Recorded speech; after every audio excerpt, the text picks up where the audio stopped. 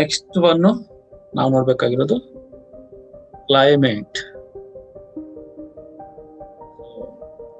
Weather ಒಂದು ದಿನದ ಅವಧಿ ಅಥವಾ ಒಂದು ನಿಯಮಿತ ಕಾಲಾವಧಿ, ತುಂಬಾ ಕಡಿಮೆ ಕಾಲಾವಧಿಯಲ್ಲಿ ಕಂಡುಬರುವಂತಹ ವಾತಾವರಣದ ಬದಲಾವಣೆ. ಎಲ್ಲ ವಾತಾವರಣದ ಬದಲಾವಣೆಗಳು ಕಡಿಮೆ ಅವಧಿಯಲ್ಲಿ ಆಗುವಂಥದ್ದು. ಅರ್ಥ ಆದ್ಮೇಲೆ ನಿಮ್ಗೆ ದೀರ್ಘಾವಧಿ, long term change in these elements are known as climate ಅಂತ ಕರೀತಾರೆ. Climate is a description of aggregate weather conditions. Aggregate weather conditions ಅಂತ ಹೇಳ್ತೀವಿ. ಈ description of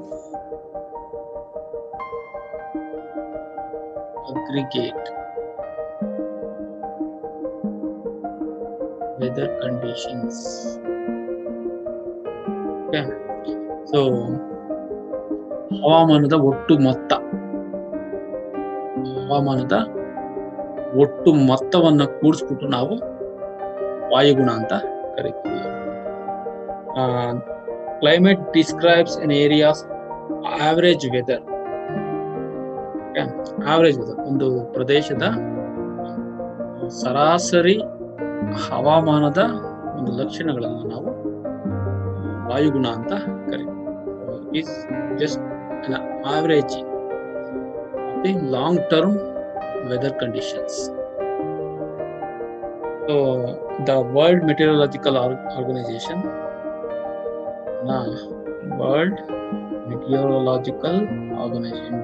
WMO ಅಂತ ಅದೆಲ್ಲ ನಿರ್ಧಾರ ಮಾಡ್ತದೆ ಏನೇನು ಮಾಡಬೇಕು, ಇದಕ್ಕೆ ಸಂಬಂಧಪಟ್ಟಂತೆ ಎಲ್ಲ ಟರ್ಮ್ಸ್ ಮತ್ತೆ ರಿಸರ್ಚ್ ಅದೆಲ್ಲ WMO ಮಾಡ್ತದೆ. ಅದು ಒಂದು ಆವರೇಜ್ ಮಾಡ್ಬೇಕಲ್ಲ ವೆದರ್ ಕಂಡೀಷನ್ಸ್ನ, ಅದು ಎಷ್ಟು ಕಾಲವನ್ನ ಹೊಂದಿರಬೇಕು, ದ ಟೈಮ್ ಇಟ್ ಕಂಪ್ರೈಸಸ್. ಅದಕ್ಕೆ states that there will be, you have to take 31 years average, 31 ವರ್ಷಗಳ ಸರಾಸರಿಯನ್ನ ತಗೋಬೇಕು. 31 years for calculating the climatic averages of different weather elements.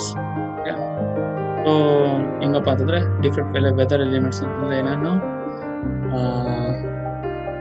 Temperature ಎಷ್ಟಿರ್ಬೇಕು, ಅದು 31 ವರ್ಷದ ಆವರೇಜ್. ಸೊ ಒಂದು ವರ್ಷದಲ್ಲಿ ಜಾಸ್ತಿ ಇರ್ಬೋದು, ಒಂದು ವರ್ಷದಲ್ಲಿ ಕಡಿಮೆ ಇರ್ಬೋದು, ಓಕೆನಾ. So rainfall or precipitation condition, ಎಷ್ಟಾಯ್ತು ಮಳೆ, ಒಂದು ವರ್ಷ ಜಾಸ್ತಿ ಆಗಿರ್ಬೋದು, ಒಂದು ವರ್ಷ ಕಡಿಮೆ ಆಗಿರ್ಬೋದು. ಅದಕ್ಕೆ ಏನ್ ಮಾಡ್ತಾರೆ, 31 ವರ್ಷದ್ದು ಆವರೇಜ್ ಹಾಕಿದಾಗ ಎಷ್ಟು ಬೀಳ್ತದೆ ಅದರಲ್ಲಿ ಸರಾಸರಿ ಅಂತ ಗೊತ್ತಾಗ್ತದೆ. ಉದಾಹರಣೆಗೆ ವಾರ್ಷಿಕ ಸರಾಸರಿ ಮಾಡೋಣ. ವಾರ್ಷಿಕ ಉಷ್ಣಾಂಶದ ಸರಾಸರಿ. Take the average temperature, average annual temperature. So ಇದನ್ನ ಹೆಂಗ್ ಕಂಡುಹಿಡ್ತೀವಿ ಆವರೇಜ್ ಆನ್ಯುಯಲ್ ಟೆಂಪರೇಚರ್ನ? For example, we can take our Bengalore's temperature. The maximum will be found between March and April. Okay, so May ತಿಂಗಳಲ್ಲಿ ಒಂದು 35 ಡಿಗ್ರಿ ಸೆಲ್ಸಿಯಸ್ ಉಷ್ಣಾಂಶ ಇರ್ತದೆ. This is the monthly average, mean monthly average temperature. Monthly average ಹೆಂಗ್ ಕಂಡುಹಿಡ್ತೀವಿ? Daily average. Daily ಅಂತಂದ್ರೆ daily maximum ಎಷ್ಟು, ಒಂದು ದಿನದಲ್ಲಿ 35 ಡಿಗ್ರಿ ಸೆಲ್ಸಿಯಸ್ ಇರ್ತದೆ ಗರಿಷ್ಠ ಉಷ್ಣಾಂಶ, ಕನಿಷ್ಠ ಉಷ್ಣಾಂಶ ಒಂದು 30 ಡಿಗ್ರಿ ಇರ್ತದೆ ಅಂತ ಹೇಳಿ. ಸೊ ಇವೆರಡರ ಮಧ್ಯೆ ಅಂತಂದಾಗ 32.5 ಡಿಗ್ರಿ ಸೆಲ್ಸಿಯಸ್ ಇದು ಆ ದಿನದ. ಓಕೆ, ಜನವರಿ 1ರ ಸರಾಸರಿ ಉಷ್ಣಾಂಶ ಇಷ್ಟಿರ್ತದೆ. ಜನವರಿ 2ಕ್ಕೂ ಸರಾಸರಿ ಕಂಡು ಹಿಡ್ಕೊಳ್ತೀವಿ. ಸೊ ವರ್ಷದ 31 ದಿನ ಏನೇನು ಬರ್ತದೆ ಆ ತಿಂಗಳಲ್ಲಿ, ಅದ್ರದ್ದು ಮ್ಯಾಕ್ಸಿಮಮ್ ಯಾವುದೋ ಒಂದು ದಿನ ಏನು ಜನವರಿ 2ನೇ ತಾರೀಕು 32 ಬಿತ್ತು, ಅದು ಕನಿಷ್ಠ. ಜನವರಿ 28 ಒಂದು 36 ಡಿಗ್ರಿ ಸೆಲ್ಸಿಯಸ್ ಇದೆ ಅಂತ ಇಟ್ಕೊಳ್ಳೋಣ. ಮಂತ್ ಅಲ್ಲಿ ಬರುವಂತಹ ಎಲ್ಲಾ ದಿನಗಳ ಒಂದು ಮಂತ್, ಈಗ ಜನವರಿ ತಿಂಗಳಲ್ಲಿರುವಂತಹ, ಸೊ ಜನವರಿ ತಿಂಗಳಲ್ಲಿ 31 ದಿನ ಬರ್ತದಲ್ವಾ, ಸೊ 31 ದಿನ. 31 ದಿನದ ಸರಾಸರಿ ದೈನಿಕ ಉಷ್ಣಾಂಶವನ್ನ ನಾವು ಅವರೇಜ್ ಕೂಡ್ಬಿಟ್ಟು 31ರಿಂದ ಭಾಗಿಸಿದಾಗ ತಿಂಗಳ ಸರಾಸರಿ ಸಿಗ್ತದೆ ನಮಗೆ. ಜನವರಿ 1ಕ್ಕೆ ಇಷ್ಟಿರ್ತದೆ, ಜನವರಿ 2ಕ್ಕೆ ಇಷ್ಟ ಆಗ್ಬೋದು, 3ಕ್ಕೆ ಇಷ್ಟ ಆಗ್ಬೋದು, ಸೊ ಇವನ್ನೆಲ್ಲ 31ಕ್ಕೆ ಇಷ್ಟ ಆಗ್ಬೋದು. ಓಕೆ, ಇವನ್ನೆಲ್ಲ ಕೂಡಿದಾಗ ಎಷ್ಟೋ ಬರ್ತದೆ, ಡಿವೈಡೆಡ್ ಬೈ 31 ಮಾಡಿದಾಗ ಆ ತಿಂಗಳ ಸರಾಸರಿ, ಸೊ ಜನವರಿ ಅವರೇಜ್ ಸಿಗ್ತದೆ. ಜನವರಿ ತಿಂಗಳ ಸರಾಸರಿ ಉಷ್ಣಾಂಶ ಇದೇ ರೀತಿ ಎಲ್ಲಾ ತಿಂಗಳದು ನಾವು ಕಂಡುಹಿಡ್ಕೊಳ್ತೀವಿ. ಅದನ್ನ ಕೂಡ್ಬಿಟ್ಟು 12ರಿಂದ ಡಿವೈಡ್ ಮಾಡ್ತೀವಿ. Okay, if we divide sum of all the monthly average temperature by 12, it will give the yearly average. So this one is known as average annual temperature. ವಾರ್ಷಿಕ ಸರಾಸರಿ ಉಷ್ಣಾಂಶ ಅಂತ ಕಂಡುಹಿಡ್ತೀವಿ. ಎಲ್ಲಾ ತಿಂಗಳುಗಳ ಸರಾಸರಿ ಉಷ್ಣಾಂಶವನ್ನ ಸೇರಿಸ್ಬಿಟ್ಟು 12ರಿಂದ ಡಿವೈಡ್ ಮಾಡಿದಾಗ ನಮ್ಗೆ ಆ ವರ್ಷದ ಸರಾಸರಿ ಉಷ್ಣಾಂಶ ಸಿಕ್ತು. ಒಂದು ವರ್ಷಕ್ಕೆ ಸರಾಸರಿ ಸಿಕ್ತು, ಇನ್ನೊಂದು ವರ್ಷಕ್ಕೆ ಸರಾಸರಿ ಸಿಕ್ತು, ಇನ್ನೊಂದು ವರ್ಷಕ್ಕೆ ಸರಾಸರಿ ಸಿಕ್ತು. ಹಿಂಗೆ 31 ವರ್ಷದ ಸರಾಸರಿ ತಗೊಂಡಾಗ ಒಂದು 30 ಡಿಗ್ರಿ ಸೆಲ್ಸಿಯಸ್ ಎಷ್ಟೋ ಬರ್ತದೆ ಕಡೆಗೆ. ಇದು ಆ ಪ್ರದೇಶದ ಸರಾಸರಿ ಉಷ್ಣಾಂಶ. ಮಳೆನೂ ಅಷ್ಟೇ ರೀತಿ ಅದೇ ತರ ನಾವು 31 ವರ್ಷದ ಸರಾಸರಿನ ಹಾಕ್ತೀವಿ. ಓಕೆ, ಸೊ ಇದು ಒಂದ್ ವರ್ಷ ಜಾಸ್ತಿ ಇರ್ಬೋದು, ಒಂದ್ ವರ್ಷ ಕಡಿಮೆ ಇರ್ಬೋದು. ಒಂದ್ ವರ್ಷ 35 ಹೋಗಿರ್ತದೆ, ಒಂದ್ ವರ್ಷ 30 ಡಿಗ್ರಿ ಸೆಲ್ಸಿಯಸ್ ಆಗಿರ್ಬೋದು. ಮಳೆ ಅಷ್ಟೇ, ಒಂದ್ ವರ್ಷ 150 ಸೆಂಟಿಮೀಟರ್ ಮಳೆ ಆಗಿರ್ಬೋದು, ಇನ್ನೊಂದು ವರ್ಷ 200 ಸೆಂಟಿಮೀಟರ್ ಮಳೆ ಆಗಿರ್ಬೋದು. ಆದ್ರೆ ಆವರೇಜ್ ಆಗ್ದಾಗ ಸರಾಸರಿ ಅಷ್ಟೇ ಬಂದಿರ್ತದೆ. ಸೊ ಬೆಂಗಳೂರುದು ಸರಾಸರಿ ಮಳೆ 110 ಸೆಂಟಿಮೀಟರ್ ವರ್ಷದ ಸರಾಸರಿ. ಒಂದ್ ವರ್ಷ ಜಾಸ್ತಿ ಇರ್ಬೋದು, ಒಂದ್ ವರ್ಷ ಕಡಿಮೆ ಇರ್ಬೋದು, ಆದ್ರೆ ಸರಾಸರಿ ಅಷ್ಟೇ ಇರ್ತದೆ, 31 ವರ್ಷದ ಸರಾಸರಿ. ಸೊ ಹಾಗಾಗಿ ಇದು ಚೇಂಜ್ ಆಗಲ್ಲ. ಕ್ಲೈಮ್ಯಾಟಿಕ್ ಕಂಡೀಷನ್ಸ್ 31 ವರ್ಷದ ಸರಾಸರಿ ಹಾಕೋದ್ರಿಂದ ಈ ಎಲಿಮೆಂಟ್ಸ್ ಚೇಂಜ್ ಆಗಲ್ಲ.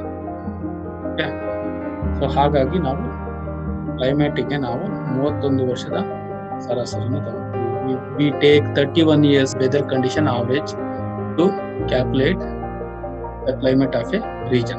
Okay, so ಇಷ್ಟು ಅರ್ಥ ಆಗಿದೆ ಅಂತ ಕಾಣ್ತದೆ ನಿಮಗೆ. So next, the word climate ಅನ್ನೋ ಪದದ ಆರಿಜಿನ್ ಅನ್ನ, the word climate comes from the Greek term ಯಾವುದು ಅಂತಂದ್ರೆ ಇದಕ್ಕೆ ಕ್ಲೈಮಾ ಅಂತ.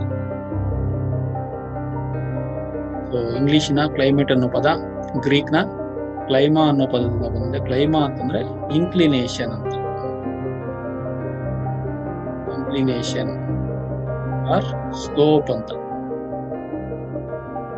ಇಳಿಜಾರು ಅಂತ, ಓರೆ ಅನ್ನೋ ಪದ ಕನ್ನಡದಲ್ಲಿ ಹೇಳ್ಬೋದು. ಕ್ಲೈಮಾ ಅಂತಂದ್ರೆ ಓರೆ ಅಥವಾ ಇಳಿಜಾರು ಅಂತ. ಸೊ ಇದಕ್ಕೂ ಕ್ಲೈಮೇಟ್ಗೂ ಏನ್ ಸಂಬಂಧ ಅಂತಂದ್ರೆ, ಗ್ರೀಕರ ಪ್ರಕಾರ ಸೂರ್ಯನ ಕಿರಣಗಳು ಭೂಮಿಯ ಮೇಲೆ ಯಾವ ಕೋನದಲ್ಲಿ ಬೀಳ್ತವೆ ಅನ್ನೋದ್ರ ಆಧಾರದ ಆ ಪ್ರದೇಶದ ಕ್ಲೈಮೇಟ್ ಡಿಟರ್ಮೈನ್ ಆಗ್ತದೆ ಅಂತ ಅವರು ನಂಬಿದ್ರು. The Greeks believe that the angle of incidence of sun's rays determines the climate of that region. Okay, if the sun rays falls directly, that is perpendicular to an area, in that area the temperature will be higher. If the sun's rays are slant, ಓರೆಯಾಗಿದ್ರೆ in that area the temperature will be lower. ಸೂರ್ಯನ ಕಿರಣಗಳು ನೇರವಾಗಿ ಬಿದ್ದಾಗ ಆ ಪ್ರದೇಶದಲ್ಲಿ ಉಷ್ಣಾಂಶ ಜಾಸ್ತಿ ಇರ್ತದೆ. ಸೂರ್ಯನ ಕಿರಣಗಳು ಓರೆಯಾಗಿ ಬಿದ್ದಾಗ, ಅಂದ್ರೆ ಉತ್ತರ ಧ್ರುವ ಮತ್ತು ದಕ್ಷಿಣ ಧ್ರುವದಲ್ಲಿ ಓರೆಯಾಗಿ ಬಿಡ್ತಾವಲ್ವಾ, so the slant rays causes low temperature. ಓರೆಯಾಗಿ ಬೀಳುವಂತಹ ಕಿರಣಗಳು ಕಡಿಮೆ ಉಷ್ಣಾಂಶವನ್ನು ಆ ಪ್ರದೇಶದಲ್ಲಿ ಉಂಟು ಮಾಡ್ತವೆ ಅಂತ ಗ್ರೀಕರು ನಂಬಿದ್ರು. ಅದಕ್ಕಿಂತ ಮೊದಲು ಸೊ ಕ್ರಿಸ್ತ ಪೂರ್ವ 5ನೇ ಶತಮಾನದಲ್ಲಿ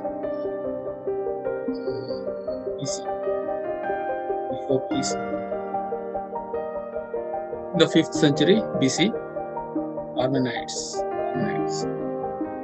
ಇವರು ಈ ಆಧಾರದ ಮೇಲೆ, ಸೂರ್ಯನ ಕಿರಣಗಳು ಬೀಳುವ ಅಂತಹ ಆಧಾರದ ಮೇಲೆ ಪ್ರಪಂಚವನ್ನ 5 ಟೆಂಪರೇಚರ್ ರೀಜನ್ಸ್ ಗಳಾಗಿ ಮಾಡಿದ್ರು. ಉಷ್ಣಾಂಶದ ವಲಯಗಳು.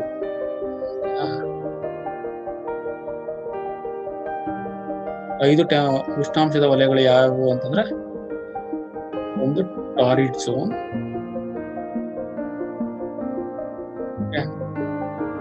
2 ಟೆಂಪರೇಟ್ ಝೋನ್ಸ್, 2 ಫ್ರಿಜಿಡ್ ಝೋನ್. ಇದೆರಡು ಒಂದು, ಟೋಟಲ್ 5. ಸೊ ಹೀಗೆ ಪಾರ್ಮನಿಡ್ಸ್ ಅವರು ಏನು 5 ಟೆಂಪರೇಚರ್ ರೀಜನ್ಸ್ ಗಳಾಗಿ ಮಾಡಿದ್ರಲ್ಲ, ಅದನ್ನೇ ಗ್ರೀಕ್ ಜಿಯೋಗ್ರಫರ್ ಹಿಪ್ಪಾರ್ಕಸ್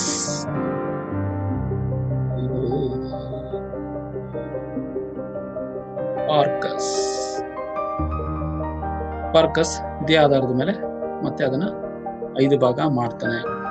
ಟಾರಿಡ್ ಝೋನ್ ಅಂತಂದ್ರೆ ನಮ್ಮ ಉಷ್ಣವಲಯ ಅಂತ ಏನ್ ಕರಿತೀವಿ ಅದು. ಸೊ 23 ಡಿಗ್ರಿ ಉತ್ತರ, 23 ಡಿಗ್ರಿ ದಕ್ಷಿಣ, ಇದ್ರ ಮಧ್ಯೆ ಇರುವಂತಹ ಭಾಗವನ್ನು ಟಾರಿಡ್ ಝೋನ್ ಅಂತ ಕರಿತೀವಿ. The area between 23.5 degree north and 23.5 degree south is called as the tropical region, that is torrid region. Between 23.5 and 66.5 degrees, the north and south, there are this area is known as temperate regions. North temperate region and south temperate. Above 66.5 degree to 90 degree, both in north and south, known as the frigid zones. So ಇದು climatic regions ಅವ್ರು ಮಾಡಿದ್ದವರು. Climate ನ ಆಧಾರದ ಮೇಲೆ, Sunrise ನ angle ಆಧಾರದ ಮೇಲೆ, ಕ್ಲೈಮಾ ಎಲ್ಲಿದೆ, ಇಲ್ಲಿದೆ ಕ್ಲೈಮಾ ಅನ್ನೋ ಪದಕ್ಕೆ ಇದರಿಂದ ಕ್ಲೈಮೇಟ್ ಆಗುತ್ತೆ. ಹಿಪ್ಪಾರ್ಕಸ್ ಮಾಡಿದ್ನಲ್ಲ 5, ಹಿಪ್ಪಾರ್ಕಸ್ ಏನು 5 ಮಾಡಿದ್ನಲ್ಲ, ಅದನ್ನ ಕ್ಲೈಮ್ಯಾಟ ಅಂತ ಕರೆದ್ರು. ಕ್ಲೈಮ್ಯಾಟ ವಾಯುಗುಣದ ಪ್ರದೇಶಗಳು ಅದರ ಈ ಪದದ history. Next the climatic elements ನ ನೋಡೋಣ. ವಾಯುಗುಣದ ಮೂಲಾಂಶಗಳು ಅಂತ ಹಲವಾರು ಅಂಶಗಳು ಒಂದು ಪ್ರದೇಶದ ವಾಯುಗುಣವನ್ನ ನಿರ್ಧಾರ ಮಾಡ್ತವೆ. ನಾವು ಪ್ರದೇಶದ ವಾಯುಗುಣದ ಮೂಲಾಂಶಗಳು ಅಂತ ಕರೀಬಹುದು. ಯಾವ್ಯಾವು ಅಂತಂದ್ರ, ಮೊದಲನೇದು latitude, land and water distribution, altitude, pressure, systems, wind and air mass, ocean currents and mountain barriers, distance from the sea, relief, soil type, color, vegetation, weather systems, humans. Last, the important climatic element is humans. Okay. So latitude ಅಂತ ಬಂದಾಗ ಅಕ್ಷಾಂಶಗಳು. ಅಕ್ಷಾಂಶಗಳು ವಾಯುಮಂಡಲವನ್ನು ನಿರ್ಧರಿಸುವಂತಹ ಒಂದು ಪ್ರಮುಖವಾದಂತಹ ಅಂಶ. So ಅಕ್ಷಾಂಶದ ಆಧಾರದ ಮೇಲೆ ನಾವು ಉಷ್ಣಾಂಶದ ವಲಯಗಳನ್ನ ನಾವು ನಿರ್ಧಾರ ಮಾಡಿದ್ದೀವಿ. ಪ್ರದೇಶ ಯಾವ ಅಕ್ಷಾಂಶದಲ್ಲಿದೆ ಅನ್ನೋದ್ರ ಆಧಾರದ ಮೇಲೆ ಆ ಪ್ರದೇಶದ ವಾಯುಗುಣವನ್ನು ನಿರ್ಧಾರ ಮಾಡಿದ್ದೀವಿ. So the latitude place an important role in that particular area. Okay. Particular area's climate.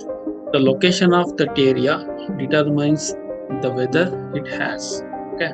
So ಆ ಪ್ರದೇಶದಲ್ಲಿ ಯಾವ ವಾಯುಗುಣ ಇದೆ ಅನ್ನೋದನ್ನ, ಪ್ರದೇಶ ಯಾವ ಅಕ್ಷಾಂಶದಲ್ಲಿದೆ ಅನ್ನೋದನ್ನ ಆಧಾರದ ಮೇಲೆ ನಿರ್ಧಾರ ಆಗುತ್ತೆ. ಸೊ ಉದಾಹರಣೆಗೆ ನಮ್ಗೆ ಅಂಶದ ವಲಯಗಳು ಅಂತ ಹೇಳಿದ್ರೆ, ಈ ಪ್ರದೇಶ ಇಲ್ಲಿದೆ ಅಂತಂದ್ರೆ ಆ ಪ್ರದೇಶದ ವಾಯುಗುಣ ಯಾವುದು? Tropical climate. ಟ್ರಾಪಿಕಲ್ ಕ್ಲೈಮೇಟ್ ಅಂತ ಕರಿಬಹುದು ನಾವು.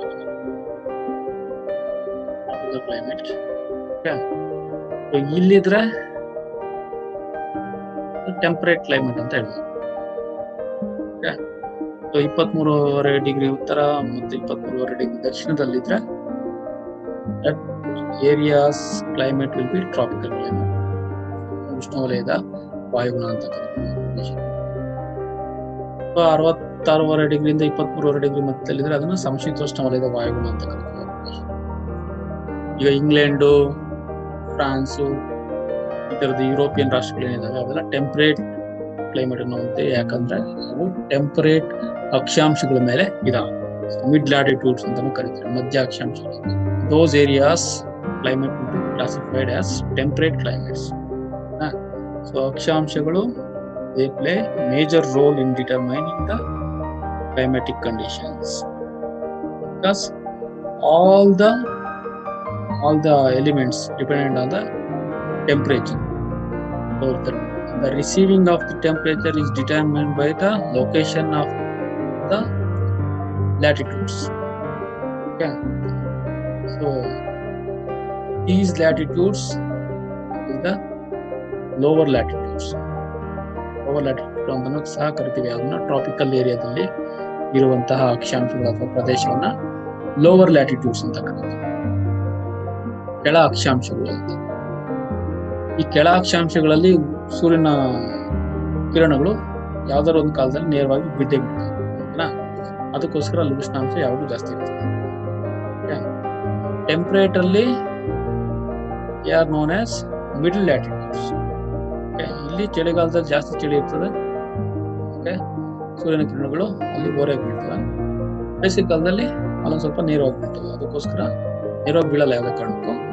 23.5 ಡಿಗ್ರಿ ಮೇಲಕ್ಕೆ ಅಥವಾ 23.5 ಡಿಗ್ರಿ ಕೆಳಕ್ಕೆ ದಕ್ಷಿಣಾಂಶ ಉತ್ತರಾರ್ಧಗೋಳದಲ್ಲಿ 23.5 ಡಿಗ್ರಿಯಿಂದ ಮೇಲಕ್ಕೆ, ದಕ್ಷಿಣಾರ್ಧಗೋಳದಲ್ಲಿ 23.5 ಡಿಗ್ರಿಯಿಂದ ಕೆಳಕ್ಕೆ ಯಾವುದೇ ಕಾರಣಕ್ಕೂ ಸೂರ್ಯನ ಕಿರಣಗಳು ನೇರವಾಗಿ ಬೀಳಲ್ಲ. ಆದ್ರೆ ಟೆಂಪರೇಟ್ ರೀಜನ್ ಅಲ್ಲಿ because of the anti-trade winds, the temperature will be higher during the summer, whereas temperature will be extremely low during the winters. These extreme temperature conditions given the temperate climates. These zones, because of these slant rays, are around 6 months of day or nights determine the frigid conditions. Frigid conditions ಉಂಟಾಗಿರೋದಕ್ಕೆ ಕಾರಣ ಸೂರ್ಯನ ಕಿರಣಗಳು ಓರೆಯಾಗಿ ಬಿಡುವುದು. So ಇವಿಷ್ಟು ಅಕ್ಷಾಂಶಗಳನ್ನು ಕೊಡುತ್ತೆ. Next one, land and water distribution. ನೀರು ಮತ್ತು ಜಲ ಮತ್ತು ಭೂಭಾಗಗಳ ಹಂಚಿಕೆ. ಜಲ ಮತ್ತು ಭೂಭಾಗಗಳ ಹಂಚಿಕೆ. ಸೊ ಉದಾಹರಣೆ ನೋಡೋಣ. ಯಾವ ಪ್ರದೇಶ ಜಲಭಾಗಗಳಿಂದ ಕೂಡಿರ್ತದೆ ಅಥವಾ ಜಲಭಾಗಗಳಿಂದ ಸುತ್ತುವರೆದಿರ್ತದೆ ಅಂತಹ ಪ್ರದೇಶದ ಕ್ಲೈಮೇಟೇ ಬೇರೆ. ಯಾವ ಪ್ರದೇಶ ಲ್ಯಾಂಡ್ ಲಾಕ್ಡ್ ಆಗಿರ್ತವೆ ಅಂದ್ರೆ ಸುತ್ತಲೂ ಭೂಮಿಯಿಂದ ಕೂಡಿದ್ದು ಮಧ್ಯದಲ್ಲಿರುವಂತಹ ದೇಶಗಳು, ಉದಾಹರಣೆಗೆ ಈ ಪರಾಣ ಅಥವಾ ಯಾವುದೋ ಇದಿಲ್ಲ, ಮಂಗೋಲಿಯಾ, ಅಫ್ಘಾನಿಸ್ತಾನ್, ಈ ತರದ ದೇಶಗಳಿದಾವಲ್ಲ, ಈ ತರ ದೇಶಗಳಿಗೆ ಸುತ್ತಲೂ ಭೂಮಿ ಇದಾವೆ. ಹಾಗಾಗಿ ಅಲ್ಲಿನ ವೆದರ್ ಕಂಡೀಷನ್ಸೇ ಬೇರೆ. ಅದೇ ದ್ವೀಪಗಳು ನೋಡೋಣ. ಸೊ ಆಸ್ಟ್ರೇಲಿಯಾ ತಗೊಳ್ಳಿ, ನ್ಯೂಜಿಲೆಂಡ್ ತಗೊಳ್ಳಿ, ಇವೆಲ್ಲ they are surrounded by sea water, or surrounded by waters. So those areas climate is very much different from the landlocked areas. Marinic conditions ಅಂತ ಕರಿತೀವಿ. Marinic conditions, ಸಾಗರೀಯ ವಾತಾವರಣ, ಸಾಗರೀಯ ಹವಾಮಾನ. ಸಾಗರೀಯ ಅಂತಂದ್ರೆ ಗಾಳಿಗಳು ಬೀಸ್ಬೇಕಾದ್ರೆ ಸಮುದ್ರದ ಮೇಲಿಂದ ಬೀಸ್ತವೆ. ಸಮುದ್ರದ ಮೇಲಿಂದ ಬೀಸ್ಬೇಕಾದ್ರೆ ಸಮುದ್ರದ ನೀರಿನ ಆವಿ ಆಗಿರ್ತದಲ್ಲ, ತೇವಾಂಶ ಆ ಗಾಳಿಗೆ ಬರ್ತದೆ. The air will be moist. ತೇವಾಂಶ ಭರಿತ ಗಾಳಿ ಬೀಸ್ತದೆ ಭೂಮಿ ಮೇಲೆ, ಸಾಗರೀಯ ಉಷ್ಣಾಂಶ ಇದೆ. ಸೊ ಹಾಗಾಗಿ ಇಲ್ಲಿ ಮಳೆ ಜಾಸ್ತಿ. Rainfall will be higher in those areas. The areas where marine conditions is there. Marine condition is there. Okay. ಸಾಗರೀಯ ಹವಾಮಾನ ಅಂತ ಕರೀತಾರೆ. Continental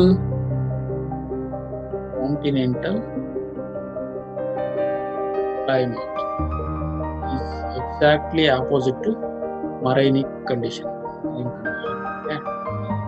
So ಈ ಖಂಡಾಂತರ ವಾಯುಗುಣ ಅಂತ ಏನ್ ಕರೀತೀವಿ, ಅದು ಸಾಗರೀಯ ಹವಾಮಾನಕ್ಕೆ ತೀರಾ ವಿರುದ್ಧವಾದಂತಹ ಒಂದು ಹವಾಮಾನ ವಾಯುಗುಣ. Okay.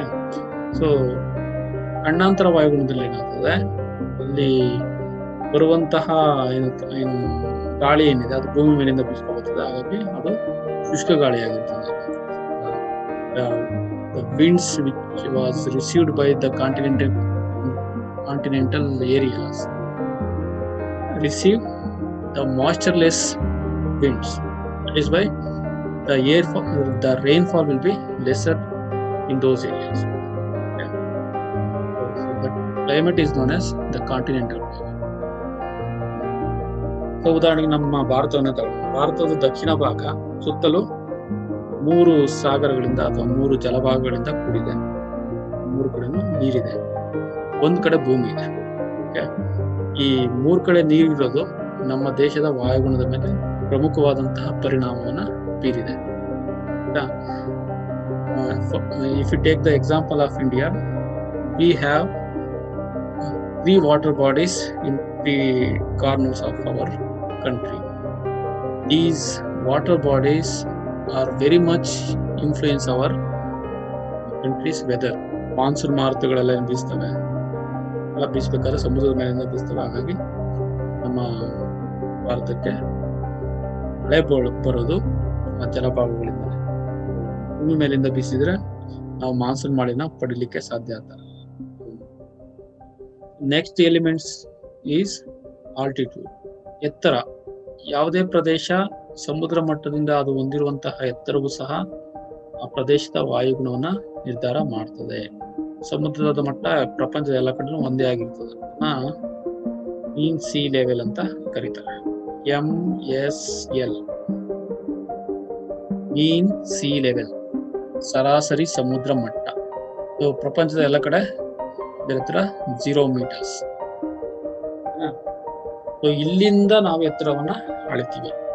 We calculate the area of the height of an area on the basis of mean sea level. Okay.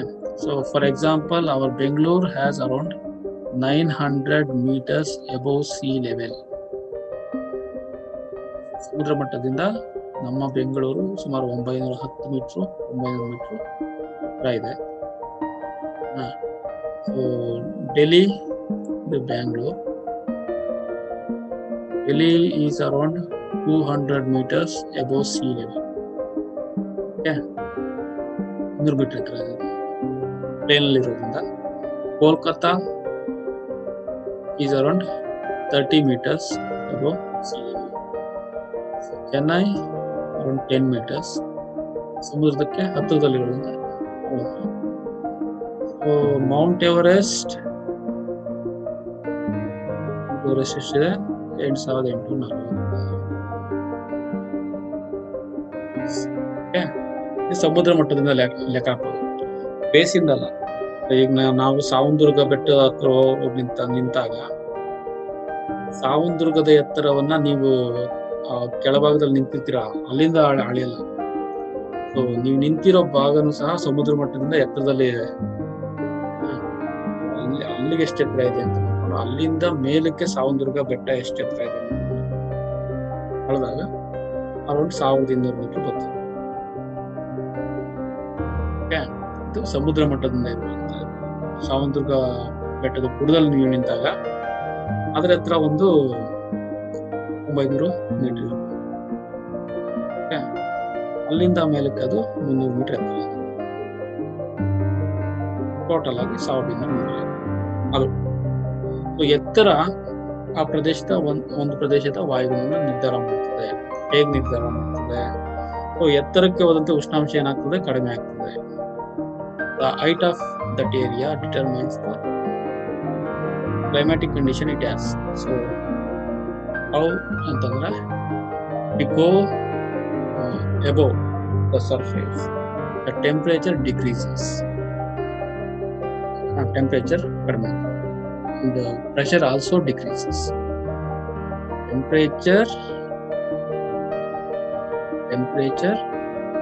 decreases as we go away from the surface. Temperature decreases, pressure also decreases. These two conditions determine the weather condition in that area. Okay? So temperature ಕಡಿಮೆ ಆದಂತೆ pressure, air pressure ಏನಿದೆ ಅದು ಕಡಿಮೆ ಆಗ್ತದೆ. So ಅದಕ್ಕೋಸ್ಕರನೇ ನಾವು ಬೆಟ್ಟ ಪ್ರದೇಶಗಳಲ್ಲಿ ಏನಾದ್ರೆ ಅಲ್ಲೆಲ್ಲ ವಾತಾವರಣ ತಂಪಾಗಿರೋದು ನೋಡ್ತೀವಿ. ಉದಾಹರಣೆಗೆ ಎಲ್ಲಾ ಗಿರಿಧಾಮಗಳು, hill stations, all the hill stations are famous for their cold conditions. ವಾಯುಗುಣ ತಂಪಾಗಿರೋದಕ್ಕೆ ನಾವು ಫೇಮಸ್ ಆಗಿದೆ. ಸೊ ಬೇಸಿಗೆ ಕಾಲದಲ್ಲಿ ಎಲ್ಲರೂ ಹೋಗಿ ಹಿಲ್ ಸ್ಟೇಷನ್ ಅಲ್ಲಿ ಇರ್ತಾರೆ. ಅದೇ ಯಾಕೆ ನಮ್ಮ ಭಾರತದ ರಾಜಧಾನಿ ಬ್ರಿಟಿಷರ ಕಾಲದಲ್ಲಿ, ಸೊ ರಾಜಧಾನಿ ಇದ್ದು ಕೋಲ್ಕತ್ತಾ ಅಲ್ವಾ? Capital of our country during the British period before 1910, ಹಿಂದೆ ಕೋಲ್ಕತ್ತಾ ಇತ್ತು. ಅದು ಬೇಸಿಗೆ ರಾಜಧಾನಿ. Summer capital is Kolkata, Calcutta. The winter capital. Summer capital is Shimla. Shimla ಇತ್ತಲ್ಲ, ಸಮ್ಮರ್ ಕ್ಯಾಪಿಟಲ್. ಸಮ್ಮರ್ ಅಲ್ಲಿ ಬ್ರಿಟಿಷರಿಗೆ ತುಂಬಾ ಶೆಕೆ ಆಗ್ತಿದ್ದರಿಂದ ಅವ್ರೇನ್ ಮಾಡಿದ್ರು, ತಂಪಾಗಿರುವಂತಹ ಶಿಮ್ಲಾ ಕಡೆಗೆ ತಮ್ಮ ಕ್ಯಾಪಿಟಲ್ ನ ಶಿಫ್ಟ್ ಮಾಡಿದ್ರು. 1910 ಆದ್ಮೇಲೆ 10-12ಕ್ಕೋ ದೆಹಲಿಗೆ ಶಿಫ್ಟ್ ಆಗ್ತಾರೆ. ಅಲ್ಲಿವರೆಗೂ 2 ಕ್ಯಾಪಿಟಲ್ ಇತ್ತು. ಎತ್ತರವಾದ ಪ್ರದೇಶದಲ್ಲಿ ತಂಪಾದ ವಾತಾವರಣ ಇರ್ತದೆ, ಯಾಕಂದ್ರೆ ಉಷ್ಣಾಂಶ ಮೇಲಕ್ಕೆ ಕಡಿಮೆ ಆಗ್ತದೆ ಅನ್ನೋದಕ್ಕೆ ಇದು ಉದಾಹರಣೆ. ಪ್ರೆಷರ್ ಸಹ ಡಿಕ್ರೀಸ್ ಆಗ್ತದೆ. ಪ್ರೆಷರ್ ಯಾವಾಗ ಡಿಕ್ರೀಸ್ ಆಗ್ತದೋ ಅಲ್ಲಿ ಬೆಳೆಯುವಂತಹ ಸಸ್ಯವರ್ಗ ಸಹ ಅದರಿಂದ ಇನ್ಫ್ಲೂಯೆನ್ಸ್ ಆಗ್ತದೆ. ಸೊ ಈಗ ನಾವು ಹಿಮಾಲಯಕ್ಕೆ ಹೋದಾಗ, ಹಿಮಾಲಯ ಪರ್ವತ ಅಂತಂದ್ರೆ 1000ದಿಂದ 2000 ಮೀಟರ್ ಎತ್ತರದವರೆಗೆ ಇರುವಂತಹ ಪ್ರದೇಶ ಏನಿಲ್ಲ, ಅಲ್ಲಿ ನಾವು ಬ್ರಾಡ್ ಲೀವ್ಡ್ ಫಾರೆಸ್ಟ್ ನೋಡ್ತೀವಿ. ಅಗಲ ಎಲೆಯ ಅರಣ್ಯ ನೋಡ್ತೀವಿ. ಇಲ್ಲಿವರೆಗೂ 2000 ಮೀಟರ್ ಎತ್ತರದವರೆಗೆ, 2000ದಿಂದ 3000 ಮೀಟರ್. ಸೊ ರಫ್ ಆಗಿ ಹೇಳ್ತಾ ಇದ್ದೀನಿ ನಾನು, 3000 ಮೀಟರ್ ಎತ್ತರದವರೆಗೆ ಈ ಭಾಗದಲ್ಲಿ ನಾವು ಟೆಂಪರೇಟ್ ಫಾರೆಸ್ಟ್ ಅನ್ನ ನೋಡ್ತೀವಿ. ಟೆಂಪರೇಟ್ ಫಾರೆಸ್ಟ್ ಅಂದ್ರೆ ಸಮಶೀತೋಷ್ಣ ವಲಯದ ಅರಣ್ಯ. ಸಮಶೀತೋಷ್ಣ ವಲಯದ ಅರಣ್ಯದಲ್ಲಿ ನಮಗೆ ಸ್ಪ್ರೂಸು, ಬಿರ್ಚು, ಮೇಪಲ್ ಇವೆಲ್ಲ ಮರಗಳು ಬೆಳಿತವೆ ಹಿಮಾಲಯದಲ್ಲಿ. 3000ದಿಂದ 4000ದಲ್ಲಿ ನಮ್ಗೆ ಆಲ್ಪೈನ್ ಸಸ್ಯವರ್ಗ ಸಿಗ್ತದೆ. 4000 ಮೀಟರ್ ಎತ್ತರಕ್ಕೆ ಆಲ್ಪೈನ್ ಫಾರೆಸ್ಟ್ ನೋಡ್ತೇವೆ. 4000ಕ್ಕಿಂತ ಮೇಲೆ ನಾವು ಗ್ರಾಸ್ ಲ್ಯಾಂಡ್ ಅನ್ನು ನೋಡ್ತೀವಿ. Why this variation? ಯಾಕೆ ಈ ವೇರಿಯೇಷನ್ ಆಗ್ತದೆ? As we go above the surface, temperature decreases, pressure conditions decreases. Accordingly, the conditions which favor the growth of a tree also differs. This is why this difference in types of forest occurs. Altitude determines the locations. ದೇಶದ ಎತ್ತರ ಬಿಸಿಯಾಗಿದೆಯೋ ತಣ್ಣಗಿದೆಯೋ. The next factor is pressure systems.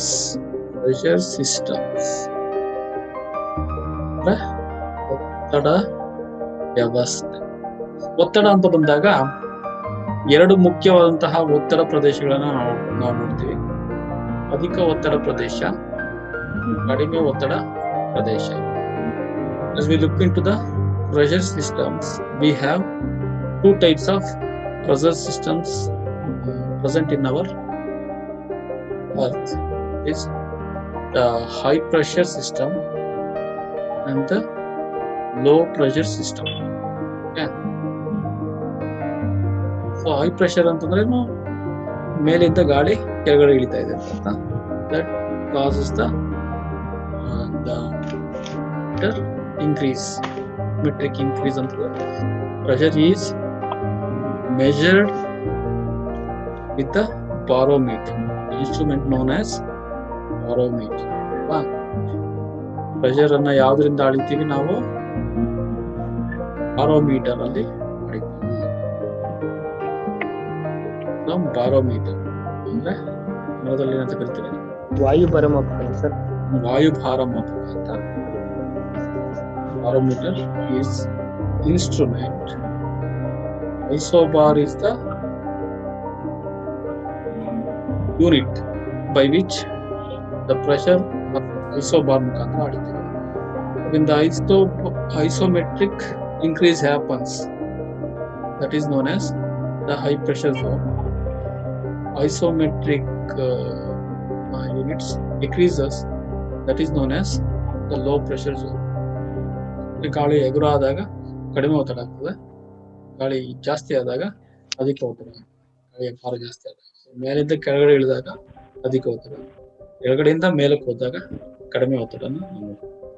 So there are designated area in our earth system, atmosphere, the latitudinal areas where we have particularly high pressure system and particularly low pressure system bands as per the latitudinal extension. So ನಾವು ಭಾರತ ಇದೊಂದು ಭೂಮಿ ಅಂತ ತಗೊಂಡು 5 degree ಉತ್ತರ 5 degree ದಕ್ಷಿಣ ಇದೆಯಲ್ಲ, this region is known as low pressure. ಕಡಿಮೆ ಒತ್ತಡ ಪ್ರದೇಶ, ಕಡಿಮೆ ಒತ್ತಡ ಪಟ್ಟಿ ಅಂತ ಕರೀತಾರೆ. 20 ರಿಂದ 30 ಇದೆಯಲ್ಲ, 20 ರಿಂದ 30 zone as subtropical high pressure zone ಅಂತ ಕರೀತಾರೆ. So between 20 to 30 lows, between 20 to 30 degrees. So both the yes, these areas are subtropical high zones, high pressure zones. ಅದಾದ್ಮೇಲೆ 50 to 60 degree both the hemisphere, 50 ರಿಂದ 60 degree ಅಕ್ಷಾಂಶಗಳ ನಡುವೆ ಉಪಧ್ರುವ ವಲಯದ ಕಡಿಮೆ ಒತ್ತಡ ಪಟ್ಟಿ ಕೊಡ್ತೀವಿ. ಸೊ ಸಬ್ ಪೋಲಾರ್ ಲೋ ಪ್ರೆಷರ್ ಝೋನ್, ಇದು ಅಷ್ಟೇ, ಸಬ್ ಪೋಲಾರ್ ಲೋ ಪ್ರೆಷರ್ ಝೋನ್. ಅದಾದ್ಮೇಲೆ ನಮ್ಗೆ 80 ಇಂದ ಎಬೋ ಇದೆಯಲ್ಲ, 80 ಇಂದ ಎಬೋ ಈ ಭಾಗ polar regions are known as polar highs. ಧ್ರುವ ಪ್ರದೇಶದ ಒತ್ತಡ. ಸೊ ಇದು ಅಧಿಕ, ಇದು ಅಧಿಕ, ಇದು ಅಧಿಕ, ಇದು ಅಧಿಕ. There are 1 2 3 4 high pressure belts. 4 ಅಧಿಕ ಒತ್ತಡ ಪಟ್ಟಿಗಳಿದ್ದಾವೆ ಭೂಮಿ ಮೇಲೆ. ಮತ್ತು ಇದು ಲೋ, ಇದು ಲೋ, ಇದು low. There are 3 low pressure belts. 3 ಕಡಿಮೆ ಒತ್ತಡ ಪಟ್ಟಿಗಳು ನಮ್ಮ ಭೂಮಿ ಮೇಲೆ ಇದೆ. ಸೊ ಈ ಪ್ರದೇಶದಲ್ಲಿ ಇರುವಂತಹ ಇದೇನು ಕಡಿಮೆ ಒತ್ತಡ ಪಟ್ಟಿ ಇದೆಯಲ್ಲ, ಇಲ್ಲಿ ಕಡಿಮೆ ಒತ್ತಡ ಪಟ್ಟಿಲಿ ಆ ಪ್ರದೇಶ ಇತ್ತು ಅಂತಂದ್ರೆ ಅಲ್ಲಿ ಜಾಸ್ತಿ ಮಳೆ ಆಗ್ತದೆ. ಲೋ ಪ್ರೆಷರ್ ಅಂತಂದ್ರೆ ಗಾಳಿ ಮೇಲಕ್ಕೆ ಹೋಗೋದು. So when the air rises, it cools down and the condensation takes place and there will be cloud formation. The cloud formed, there will be a chance that you are getting more rainfall. Whereas in the high pressure zone, it is entirely opposite to the low pressure conditions because the air subsides. Okay? So ಅಲ್ಲಿ rice ಆಗ್ತದೆ, ಇಲ್ಲಿ subside ಆಗ್ತದೆ. Subside ಅಂತಂದ್ರೆ ಕೆಳಗಡೆ ಇಳಿತದೆ, subsidence. When the air subsides, causes the pressure to increase. There is no cooling of the air get heated instead. The air get heated, there will be no condensation, there will be no formation. That is why this region is conspicuously, 4 regions this region is conspicuously lack of any rainfall. ಧ್ರುವ ಪ್ರದೇಶದಲ್ಲೂ ನಾವು ಮಳೆ ನೋಡಲ್ಲ. ಈ ಅಧಿಕ ಒತ್ತಡ ಪಟ್ಟಿ ಇದೆಯಲ್ಲ, ಉಪ ಉಷ್ಣವಲಯದ ಅಧಿಕ ಒತ್ತಡ ಪಟ್ಟಿ, ಅಲ್ಲೂ ಸಹ ನಾವು ಮಳೆಯನ್ನ ನೋಡಲ್ಲ. ಯಾಕೆ? ಗಾಳಿ ಮೇಲಿಂದ ಕೆಳಗಡೆ ಇಳಿತಾರೆ. ಸೊ ಎಲ್ಲಾ ಜಗತ್ತಿನಲ್ಲಿರುವಂತಹ ಎಲ್ಲಾ ಮರುಭೂಮಿಗಳು ಈ ಸಬ್ ಟ್ರಾಪಿಕಲ್ ಹೈ ಅಲ್ಲೇ ಇದಾವೆ. ಈ ಭಾಗದಲ್ಲಿ ನೋಡ್ತೀವಿ. ಸೊ ಇದು ಆಫ್ರಿಕಾ ಅಂದ್ಕೊಂಡ್ರೆ ಸಹಾರಾ ಮರುಭೂಮಿ ಇಲ್ಲಿದೆ, ಕಲಹರಿ ಮರುಭೂಮಿ ಇಲ್ಲಿದೆ. ಸೊ ಹಾಗಾಗಿ ಎಲ್ಲಾ ಮರುಭೂಮಿಗಳು ಈ ಸಬ್ ಟ್ರಾಪಿಕಲ್ ಹೈ ಅಲ್ಲೇ ಕಂಡು ಬರ್ತವೆ, ಯಾಕಂದ್ರೆ ಗಾಳಿ ಅಲ್ಲಿ ಕೆಳಗಡೆ ಇಳಿತದೆ. So this is how the pressure system determines that areas temperature. Next ಏನಪ್ಪಾ ಅಂತಂದ್ರೆ winds and air masses. Next ಮಾರುತಗಳು ಮತ್ತು ವಾಯು ರಾಶಿ.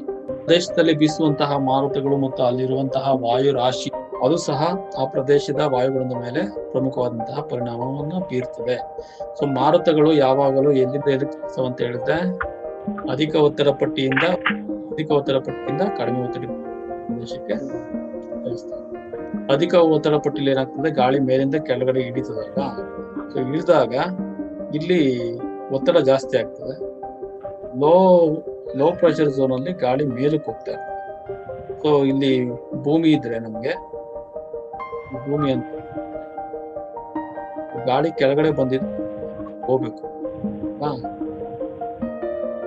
ಇಲ್ಲಿ ಯಾಕೆ ಹೋಗ್ತದೆ, ಇಲ್ಲಿ ಪ್ರೆಷರ್ ಕಡಿಮೆ ಬೀಸಿ ಮೇಲಕ್ಕೆ ಹೋಗ್ತದೆ. ಗಾಳಿ ಯಾವಾಗಲೂ ಅಧಿಕ ಒತ್ತಡ ಪ್ರದೇಶದಿಂದ ಕಡಿಮೆ ಒತ್ತಡ ಪ್ರದೇಶಕ್ಕೆ always flows from high pressure zone to low pressure zone. ಮಾರುತಗಳು ಬೀಸಬೇಕಾದ್ರೆ the winds are very important in cloud formation.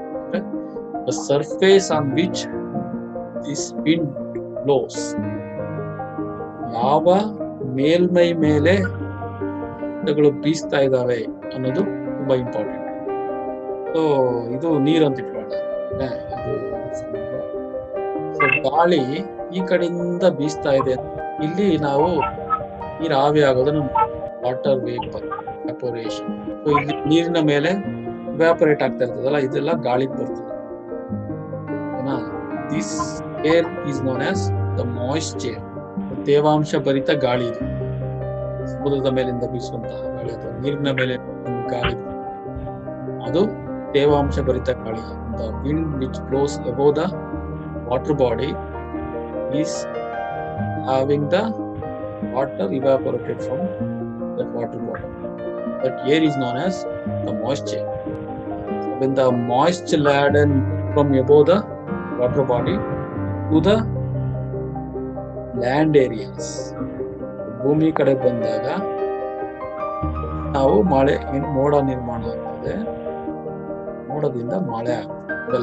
Water Laden air flows from the sea, it brings the rainfalls in the coastal areas. ಸಮುದ್ರದಲ್ಲಿರುವಂತಹ ಭಾಗದಲ್ಲಿ ನಾವು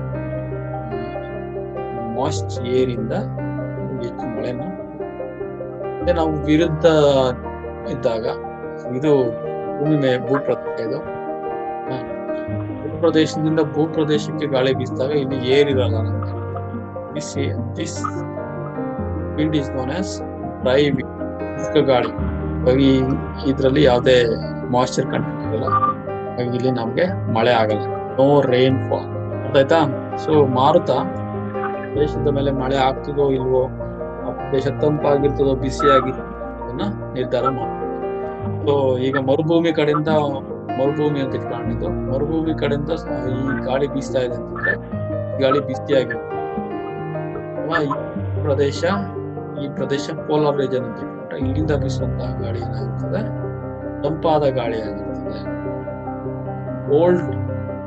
cold wind conditions ಬೇರೆ, hot wind condition ಬೇರೆ.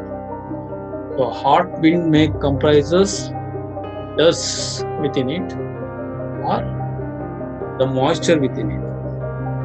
ಬಿಸಿ ಗಾಳಿಯಲ್ಲಿ ಏನಿರ್ಬೋದು, dust ಇರ್ಬೋದು, ಧೂಳಿನ ಕಣಗಳು. ಮರುಭೂಮಿಯಿಂದ ಬೀಸುವಂತಹ ಮಾರುತಗಳಲ್ಲಿ ಡಸ್ಟ್ ಇರ್ತದೆ.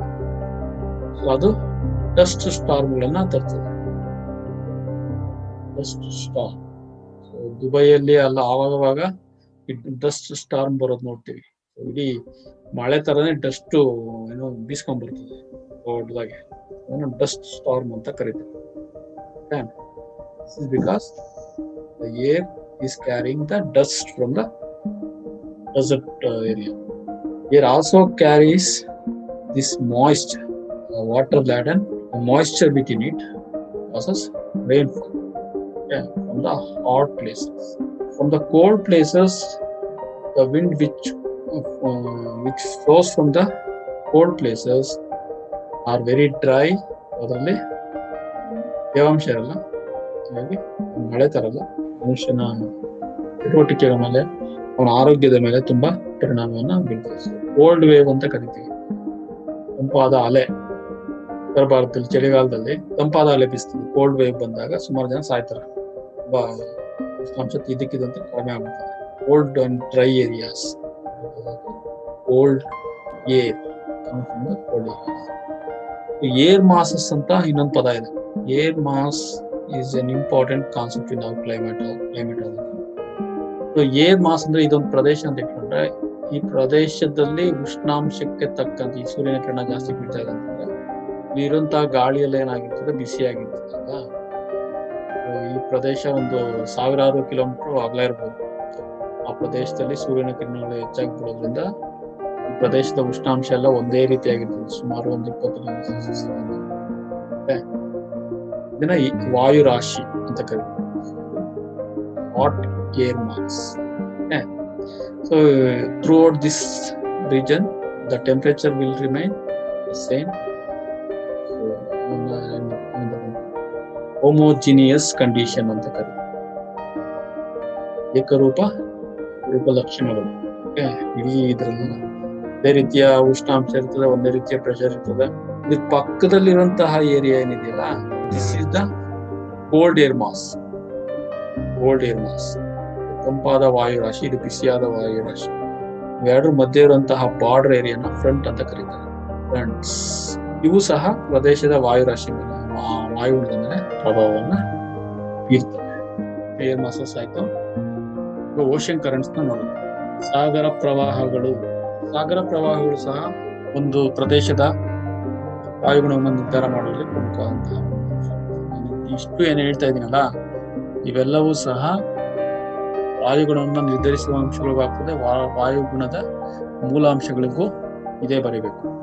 ಸಾಗರ ಪ್ರವಾಹಗಳಲ್ಲಿ 2 ವಿಧ. ಭೂಮಿ ಮೇಲೆ ಯಾವ ರೀತಿ ನದಿ ಹರಿತದಲ್ಲ, ನೀರು ನದಿಯ ರೂಪದಲ್ಲಿ ಹರಿದಂತೆ ಸಾಗರಗಳಲ್ಲೂ ಸಹ ನದಿಯ ರೂಪದಲ್ಲಿ ನೀರು ಒಂದ್ ಕಡೆಯಿಂದ ಒಂದ್ ಕಡೆಗೆ ಹರಿತದೆ. ಇದನ್ನು ನಾವು ಸಾಗರ ಪ್ರವಾಹ ಅಂತ ಕರೀತೀವಿ. As we see in our surface, the water is flowing like a river. The same happens in the oceans also, where the water moves from place to place. That moving water is known as ocean currents. Okay. There are 2 types of ocean currents: warm current and cold current. ಉಷ್ಣ ಪ್ರವಾಹಗಳು ಮತ್ತು ಶೀತ ಪ್ರವಾಹಗಳು ಅಂತ ಕರೀತಾರೆ. ಶೀತ ಸಾಗರ ಪ್ರವಾಹಗಳು, ಉಷ್ಣ ಸಾಗರ ಪ್ರವಾಹಗಳು. Warm ocean currents, cold ocean currents. ಇದು ಭೂಮಿ ಅಂತ ಇಟ್ಕೊಂಡ್ರೆ ಸಮಭಾಜಕ ವೃತ್ತದಿಂದ ಧ್ರುವಗಳ ಕಡೆಗೆ ಹರಿಯುವಂತಹ ಸಾಗರ ಪ್ರವಾಹವನ್ನ ನಾವು ಉಷ್ಣ ಸಾಗರ ಪ್ರವಾಹ ಅಂತ ಕರಿತೀವಿ. The currents which flow from the equator to the polar region are known as the warm ocean currents. And the water flows from polar region to equatorial region. That currents are known as the cold currents. Okay. ಯಾವ ಸಾಗರ ಪ್ರವಾಹಗಳು ಧ್ರುವ ಪ್ರದೇಶದಿಂದ ಆಬಾಧಕ ಋತು ಪ್ರದೇಶದ ಕಡೆಗೆ ಹರಿತಾವೋ ಅವನ್ನ ಶೀತ ಪ್ರವಾಹಗಳು ಅಂತ. ಸೊ ಸಮುದ್ರ ಇದೊಂದು ಪ್ರದೇಶ ಅಂತ ಇಟ್ಕೊಳ್ಳೋಣ, ಇದೊಂದು ದೇಶ ಅಥವಾ ಇದೊಂದು ಭಾರತ ಅಂತ ಇಟ್ಕೊಳ್ಳೋಣ. ಸೊ ಇಲ್ಲಿ ನಾವು ಉಷ್ಣ ಪ್ರವಾಹ ಈ ಕಡೆಯಿಂದ ಈ ಕಡೆಗೆ ಹರಿತಾ ಇದೆ ಅಂತ ಅಂದ್ರೆ ಸೊ ನೀರು ಬಿಸಿಯಾಗಿದೆ ಅಂತ ಅರ್ಥ. ಇದರಿಂದ warm ocean currents flow along the coast of this area. This water got heated. When the warm water is there will be evaporation taking place. So ಯಾವಾಗ ಉಷ್ಣ ಪ್ರವಾಹ ತೀರದಲ್ಲಿ ಹರಿತಾ ಇರ್ತದೆ ಆಗ ನಾವು ಆವಿಯಾಗುವಿಕೆ ನೋಡ್ತೀವಿ. ನೀರು ಬಿಸಿಯಾಗಿರ್ತದೆ, ಆವಿಯಾಗುವಿಕೆ. ಏನು ಬಿಸಿ ನೀರಿದ್ದು ಅಲ್ಲಿಂದ ಗಾಳಿ ಈ ಕಡೆಯಿಂದ ಈ ಕಡೆ ಬೀಸಿದಾಗ ಇಲ್ಲಿ ನಾವು ಮಳೆ ಆಗೋದು ಇಲ್ಲಿ ಮಳೆ ಆಗ್ತದೆ. ಯಾವಾಗ ಉಷ್ಣ ಪ್ರವಾಹ ಇದ್ದಾಗ. ಅದೇ ನಾವು ಶೀತ ಪ್ರವಾಹ ಇದ್ರೆ ಇಲ್ಲಿ ಶೀತ ಪ್ರವಾಹ ಕೋಲ್ಡ್ ಕರೆಂಟ್, ಇದು warm current. So when the cold current is flowing along the coast of a particular area, the wind which blow above that cold current will be dry and moistureless, dry and cold and dry. So ಈ ತರದ ಒಂದು ಗಾಳಿ ಈ ಭೂಮಿ ಮೇಲೆ ಬೀಸ್ತಾ ಇದೆ ಅಂತಂದ್ರೆ ಇಲ್ಲಿ ಮಳೆ ಇರಲ್ಲ, ನೋ ರೈನ್. ಅರ್ಥಾಯ್ತಾ? ಈ ಸಾಗರ ಪ್ರವಾಹಗಳ ಒಂದು ಲಕ್ಷಣ ಅಂತಂದ್ರೆ ಸಾಗರ ಪ್ರವಾಹಗಳು ಎಲ್ಲಿ ತೀರದಲ್ಲಿ ಇದಾವೋ, ಸಾಗರ ಪ್ರವಾಹಗಳಿದ್ರೆ ಮಳೆ ಆಗ್ತದೆ ತೀರದಲ್ಲಿ. ಶೀತ ಪ್ರವಾಹಗಳು ಏನಾದ್ರು ಹರಿತಾ ಇದ್ರೆ ಅಲ್ಲಿ ಮಳೆ ಆಗಲ್ಲ. This is one of the important factor in determining that area's climate. Okay. So next we move on to the next topic, that is mountain barriers. ಪರ್ವತ ಅಡೆತಡೆಗಳು. ಪರ್ವತಗಳು ಗಾಳಿ ಹೀಗೆ ಬೀಸ್ತಾ ಇದೆ ಅಂತ ಇಟ್ಕೊಳ್ಳೋಣ. ಗಾಳಿ ಬೀಸ್ತಾ ಇದೆ, ಇದು ಭೂಮಿ ಮೇಲೆ ಗಾಳಿ ಬೀಸ್ತಾ ಇದೆ, ಒಂದು ಪರ್ವತ ಇದೆ. ಗಾಳಿ ಬೀಸುವ ದಿಕ್ಕಿಗೆ ಅಡ್ಡವಾಗಿ ಒಂದು ಪರ್ವತ ಬಂತು ಅಂತಂದ್ರೆ ಏನಾಗ್ತದೆ? ಗಾಳಿಗೆ ಅಡ್ಡ ಆಗ್ತದೆ, ತಡೆ ಆಗ್ತದೆ. ಅದೇನ್ ಮಾಡ್ಬೇಕು? ಮೇಲಕ್ಕೆ ಹೋಗ್ಬೇಕು ಗಾಳಿ. ಕರೆಕ್ಟಾ? ಮೇಲಕ್ಕೆ ಹೋದಾಗ ಏನಾಗ್ತದೆ? ಗಾಳಿ ತಂಪಾಗ್ತದೆ. ಗಾಳಿ ತಂಪಾದ್ರೆ ಅಲ್ಲಿ ಮೋಡಗಳು ನಿರ್ಮಾಣ ಆಗ್ತದೆ. ಇನ್ನು ಮೇಲಕ್ಕೆ ಎತ್ತಲ್ಪಟ್ಟಂತ ತಂಪಾಗಿ ಮಳೆ ಬೀಳಲಿಕ್ಕೆ. This type of rainfall is known as orographic rainfall. ಪರ್ವತ ಮಳೆ ಅಂತ ಕರೀತೀವಿ. ಈ ರೀತಿ ಗಾಳಿ ಬೀಸುವ ದಿಕ್ಕಿಗೆ ಪರ್ವತಗಳು ಅಡ್ಡ ಬಂದಾಗ ಗಾಳಿ ಏನ್ ಮಾಡ್ತದೆ? ಇಳಿಜಾರನ್ನ ಅನುಸರಿಸಿ ಮೇಲಕ್ಕೆ ಹೋಗ್ತದೆ. ಪರ್ವತದ ಒಂದು ಬದಿಯಲ್ಲಿ ಜಾಸ್ತಿ ಮಳೆ ಆಗ್ತದೆ. ಈ ಕಡೆ ಬಂದಾಗ ಏನಾಗ್ತದೆ? ಗಾಳಿ ಕೆಳಗಡೆ ಇಳಿತದೆ, ಇಲ್ಲಿ ಮೋಡ ನಿರ್ಮಾಣ ಆಗಲ್ಲ. ಹಾಗಾಗಿ ಮತ್ತೆ ಇಲ್ಲೆಲ್ಲ ತೇವಾಂಶ ಏನಿರ್ತದಲ್ಲ ಎಲ್ಲ ಇಲ್ಲಿ ಮಳೆ ಬಿದ್ದು ತೇವಾಂಶ ಎಲ್ಲ ಇಲ್ಲೇ ಖಾಲಿಯಾಗಿರ್ತದೆ. ಹಾಗಾಗಿ ಈ ಭಾಗದ ಪರ್ವತದ ಇನ್ನೊಂದು ಇಳಿಜಾರಲ್ಲಿ ಮಳೆ ಆಗಲ್ಲ. ಇದನ್ನು ನಾವು ರೈನ್ ಶಾಡೋ ರೀಜನ್ ಅಂತ. The air is flowing in a particular direction. In that direction there is a mountain which obstructs the air's flow. The air has no way to go but to climb the inclination of that mountain. When the air rises along its slope, it forms clouds, and there will be heavy amount of rainfall in the windward side of the windward side ಅಂತಂದ್ರೆ ಪರ್ವತ ಗಾಳಿಗೆ ಎದುರಾಗಿರುವಂತಹ ಒಂದು so will be heavy rainfall along the windward side of the mountain. When this air passes over the mountain, the subsidence of that air takes place, and also the moisture is exhausted in other side of the mountain. That is why there will be no cloud formation in the other side of it. Is the leeward side of the mountain. Leeward side. Windward side, leeward side. In the leeward side, there will be no cloud formation. That is why there will be no rainfall. That region is known as the rain shadow region. So, the mountain barriers plays an important role in the flow of the wind's direction and the pattern of the rainfall. ಮಳೆ ಬೀಳುವಂಥದ್ದು ಮತ್ತೆ ಗಾಳಿ ಯಾವ ದಿಕ್ಕಿಗೆ ಬೀಸಬೇಕು ಅನ್ನೋದನ್ನ ಈ ಪರ್ವತಗಳು ನಿರ್ಧಾರ ಮಾಡ್ತದೆ. ಸೊ ಉದಾಹರಣೆಗೆ ನಾವು ಭಾರತ ಬಂದಾಗ, ಸೊ ಇದು ಭಾರತ ಅಂತ ತಗೊಂಡಾಗ ಇಲ್ಲಿ ಹಿಮಾಲಯ ಇದೆ, ಹಿಮಾಲಯನ್ ಮೌಂಟೇನ್ಸ್ ಇವೇನ್ ಮಾಡ್ತವೆ, ಚಳಿಗಾಲದಲ್ಲಿ ಈ ಕಡೆಯಿಂದ ಈ ಕಡೆಗೆ ಮಾರುತಗಳು ಬೀಸ್ತವೆ, ಆಂಟಿ ಟ್ರೇಡ್ ವಿಂಡ್ಸ್ ಅಂತ ಕರೀತಾರೆ. ಸೊ ಅವು ತುಂಬಾ ಶೀತ ಮಾರುತಗಳು, cold and dry winds which flow from Mongolia are the Tibet. ಅಲ್ಲಿಂದ ಬೀಸುವಂತಹ ಕೋಲ್ಡ್ ಇದನ್ನ huge obstructive mountains called as Himalayas obstruct the cold and dry winds flowing from Malaysia. So ಹಾಗಾಗಿ ಈ ಭಾಗ ಇದೆಯಲ್ಲ ನಮ್ಮ ಭಾರತದ ಉತ್ತರ ಭಾಗ, ಅಲ್ಲಿ ನಾವು ಕೋಲ್ಡ್ ಚಳಿಗಾಲದಲ್ಲಿ ಅಷ್ಟೊಂದು ಚಳಿಯನ್ನು ನೋಡಲ್ಲ. ಇದೇ ಕಾರಣಕ್ಕೆ ಹಿಮಾಲಯಸ್ ಪ್ಲೇಸ್ ಇಂಪಾರ್ಟೆಂಟ್ ರೋಲ್. ಅದೇ ರೀತಿ ದಕ್ಷಿಣ ಭಾರತಕ್ಕೆ ಬಂದಾಗ ನಾವು ದಕ್ಷಿಣ ಭಾರತದಲ್ಲಿ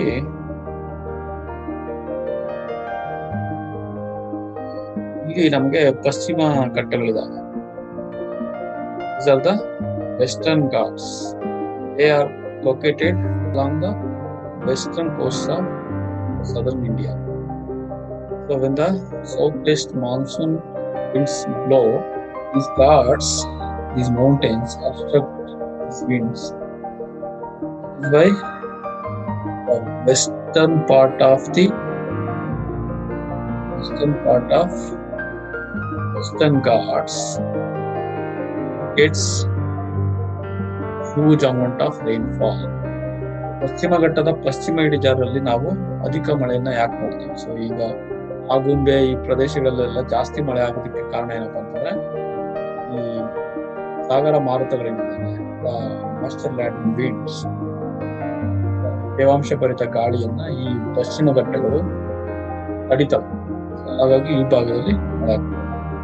ಇಲ್ಲಿಂದ ಈಚೆಗೆ ಬಂದಾಗ ಈ ಮಾರುತಗಳಲ್ಲಿ ತೇವಾಂಶ ತುಂಬಾ ಕಡಿಮೆ ಇರ್ತದೆ. ಅದಕ್ಕೋಸ್ಕರ ಈ ಭಾಗ ಪೂರ್ತಿ ಮಳೆ ಕಡಿಮೆ. Rain shadow region.